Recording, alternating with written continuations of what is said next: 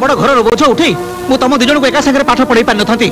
अरे तते पाठ पढ़ाई मुझे गैरेज को पठेदेली तते कन्वोकेशन ड्रेस पिंधाई मुझे गैरेज ड्रेस पिंधाई तो हाथ में डिग्री कागज धरवाई मुझे हाथ में रेची हाथुड़ी धरदेली ताको पैसा खर्च कर पढ़ाई भी से पाठ पढ़ी पारि न था तो देवा या पछे तो एते टका खर्च करछथि कोन रे पाइछ हां मु कथा दोछि भाईना मु एतर को निश्चय पास करबी ए कथा मु 3 वर्ष ला सुनी आछी आ तोते पढे पई मोरी पॉकेट रे पैसा खर्च होछ वाह बा रे पो बा ढेर बेलो बाबू नारे छी छाकर कथा मु सुनी आछी अरे अशोक पुओ बड़ हेले बाप कांध संगे कांध मिली घर बोझ उठाए हेले तू तू पुओ हे बाप को टिटकर मारी कथा कहछ काई बाबा कहछ जा तू कोन भाबुछु तू 1000 टका कम दे देले मिता ता ससुर चल जीव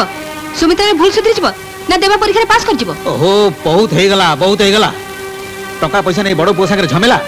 अन्य पिला मानकु ने अजथा टेंशन भारी कष्ट हलानी जान कि तुम गोटे काम कर जो 1000 टका से तुम हाथ को फोपाड़ी देछि से 1000 टका तुम ता मुह को फोपाड़ी दियो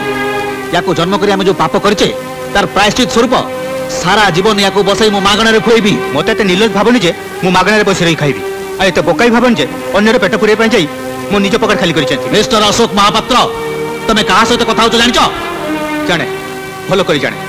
मु एमती गोटे लोक सारे कथावार्ता करूची जार मेरुदंड भांगी जाइछि जार निज पिलार भूल सुधारिबार सत्सास नहीं जे परिवार नौका को ठीक बाटरे चलै न पारे मु सेमती गोटे दुर्बल बुढ़ा लोक सारे कथावार्ता करूची दुर्बल बुढ़ा अरे भूली जानी जे एई बुढ़ा तुम मन को जन्म देइछि एई मेरुदंड भांगी जाइथवा लोकटा आज जाय एते बड़ घर बोझ एई मुंडे मुंडे चलीछि ऑफिस रो टेबल ऊपर बसी बसी पूजा हिजवा आगुरु तो ना करे गोटे M.Com डिग्री लगा देछि जानिनो कथा ना जानिनु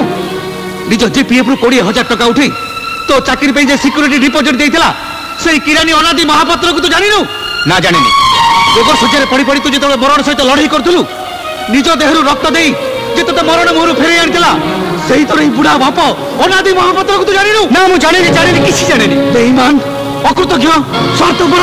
ए घरे रहिबार तोर कौन अधिकार नहीं एई मुहूर्त रे घर तू बाहर जा जीबी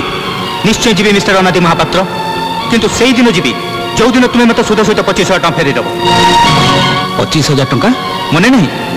मीता बाहागर बेलू ऑफिस लोन कर तुमको जो टंका देती जो दिन सुध सहित टंका मत फेरी देव से दिन मुझे घर छाड़ी चली जी शुणुच जानकी शुणुच पूत नामक नरकर उद्धार पाइबा पुओ जन्म देइथिला परा ता कथा तुम कान में बाजुची जाओ जानकी जाओ एई मुहूर्त रे घर मझे गोटे बाड़ बसाई दियो लक्ष्मण रेखा परी से बाप पुओ मझे पाचिरी ही रहू शुण मिस्टर अशोक महापात्र 3 गार काटी सीता को लक्ष्मण रेखा नड़ेबा शपथ देते लक्ष्मण मु भी ठीक सेमती प्रतिज्ञा करी कहूची बंची थिबा जाए मु मो स्त्री कि मो पिला माने केही ए बाड़ डेई सेपट को जिबेनी आ तमे भी अशोक महापात्र ए बाड़ डेई सेपट एपट को आसीबनी आ तमे जो 25,000 टका देइथला मिस्टर अशोक महापात्र आज को ठीक वर्षक भितरे शुद्ध सहित से टका मु तुमको फेरस्त करी पछे बंधा पड़े कि भिक मागे किंतु टंका सुझिबा आगरु ए वर्षक भीतर जदि मु मरी जाए ताहले तुमको शपथ रहिला अशोक महापात्र तमे मो सबरे कांध लगैबनी कि मो मुहरे निया दबनी कि मो सुधि क्रिया करबनी नाउ